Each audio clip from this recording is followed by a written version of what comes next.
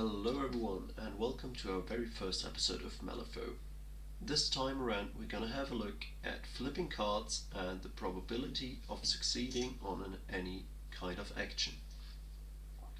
Now obviously in Malifaux, to determine success or failure you do not roll a dice, instead you draw from a deck of 54 cards. So let's have a look at how that works.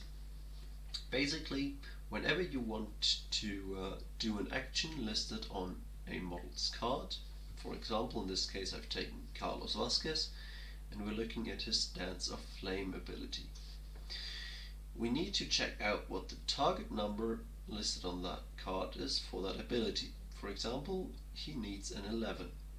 That does not mean we need to flip an 11 out of our deck.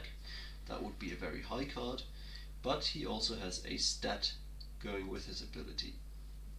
So with a stat of 6 and a target number of 11, we basically deduce the stat from the target number, so 11 minus 6, and end up with a 5. So we need to, when we flip a card, it needs to show a 5 or higher, because we basically add the card value to the stat value and then need to reach the target number.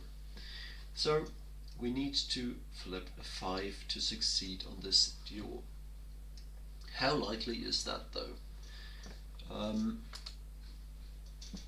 So for this little delve into probabilities, we're going to make a pretty significant assumption that's going to make it a lot easier for us to calculate probabilities, but also obviously it's going to skew the results slightly.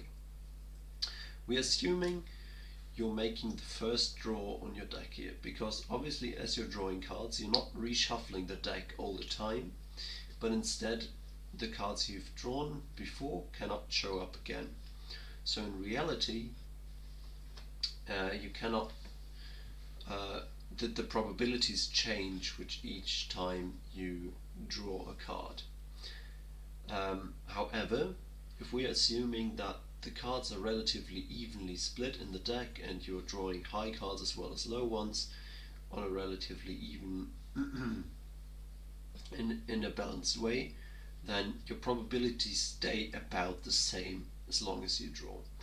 So therefore, as long as you didn't use up all your good cards in the very first couple of draws, then you should be perfectly fine assuming that this is still close to the truth. So we have a target number, and I'm not talking about the 11 now that was portrayed on the stat card, but my target number of X here for my draw is basically the 5 that I actually need to draw in order to succeed on my action. Sorry. How do I see the probability of that? Well, first off we assume there's a probability of 100%, and then we deduce all the results we do not like. First off, we have the chance of drawing a black joker. A black joker will always fail a test.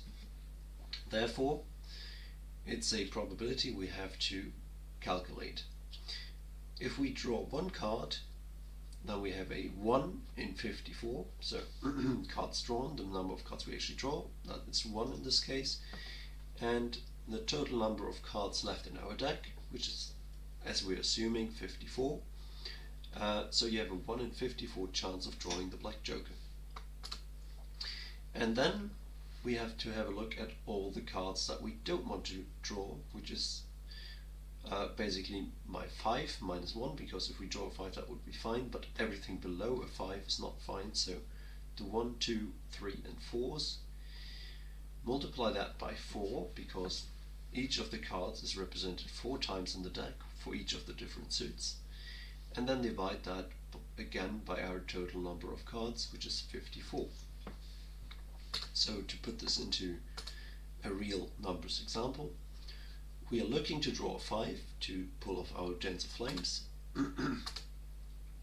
We have a 1 in 54% chance of drawing the black joker, which would be bad, and we have a 5 minus 1 times 4, so that's basically a 16 in 45%, a 16 in 45 chance of drawing a 1 through 4, and that leaves us with a 69% chance of success. Now, that alone doesn't really help us that much. We know how to calculate the probabilities now, but that's going to be a bit of a lengthy process if we want to do that with every time we draw a card in Malifaux. So instead I've done it all for you, and I'm going to show you the table now. Please do beware that it's going to be very light in a second because we're switching to an Excel table. Here we are. This is our Excel table fully prepared, and we have our target numbers of 1 through 13 here.